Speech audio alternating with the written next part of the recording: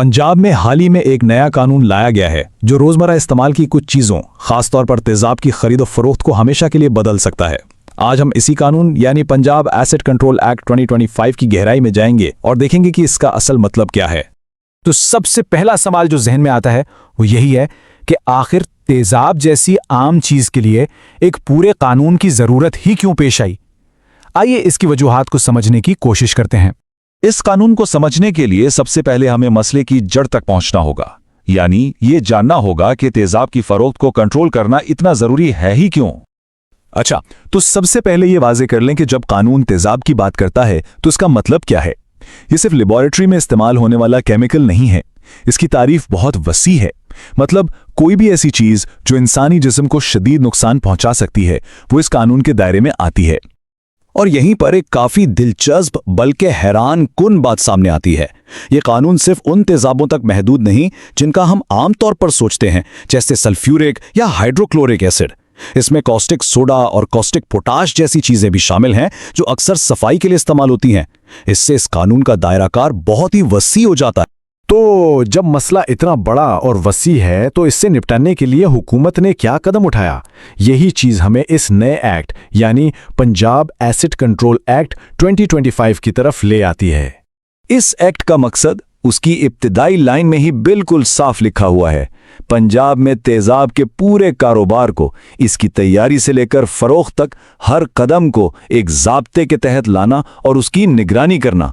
और इस पूरे निज़ाम को कायम करने के लिए कानून ने एक बुनियादी चीज पर जोर दिया है और वो है लाइसेंस। कानून का सबसे बुनियादी और अहम उसूल यही है, बिल्कुल साफ लफ्जों में, अगर लाइसेंस नहीं है तो तेजाब का कारोबार नहीं हो सकता। बस यही इस पूरे कानूनी ढांचे की बुनियाद है। तो सवाल यह है कि ये लाइसेंस मिलता कैसे है। इसके लिए एक पूरा प्रोसेस बनाया गया है।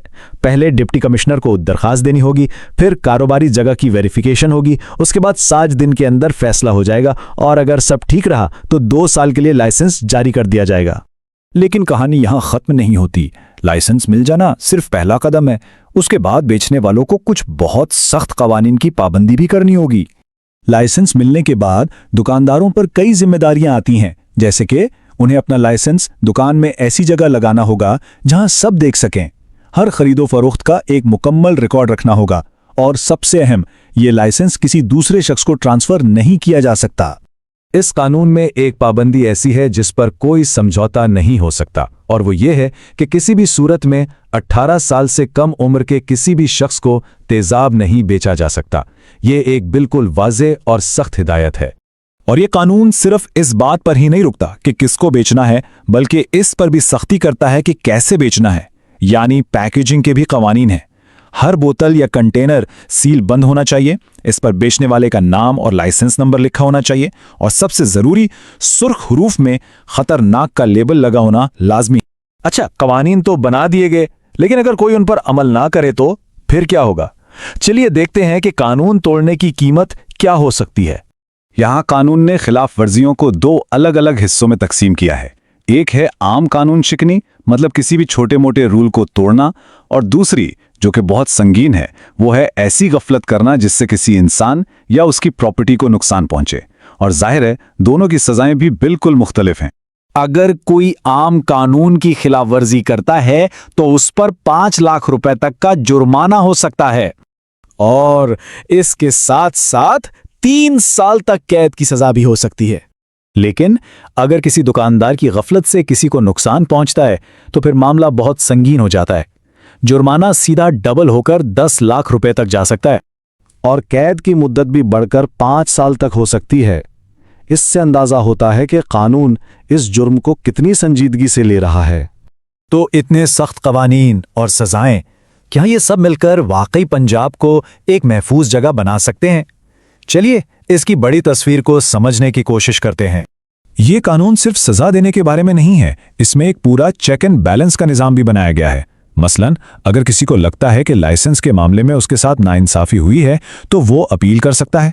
इसके अलावा हुक्काम के लिए लाजमी है कि वो हर 6 महीने में दुकानों का मुआयना करें, और इन जुराइम को इस कदर संगीन रखा गया है कि इनमें ना तो जमानत हो सकती है और ना ही पार्टियों के दरमियान कोई समझौता। اور آخر میں یہ ذمہ داری صرف عوام یا دکانداروں پر ہی نہیں ڈالی گئی، حکومت پر بھی یہ لازم کیا گیا ہے کہ وہ لوگوں میں اس قانون کے بارے میں شعور پیدا کرے، آگاہی مہم چلائیں تاکہ ہر شہری اپنی ذمہ داریوں کو سمجھے۔ تو قانون تو اب موجود ہے، کاغذوں میں یہ بہت مضبوط اور جامع نظر آتا ہے، لیکن اصلی امتحان تو اب شروع ہوگا۔ کیا یہ قانون صرف کتابوں کی زینت بن کر رہ جائے گا یا واقعی زمین پر اس کا نفاذ ہوگا اور یہ لوگوں کی حفاظت کو یقینی بنائے گا؟ اس کا جواب صرف آنے والا وقت ہی دے سکتا ہے۔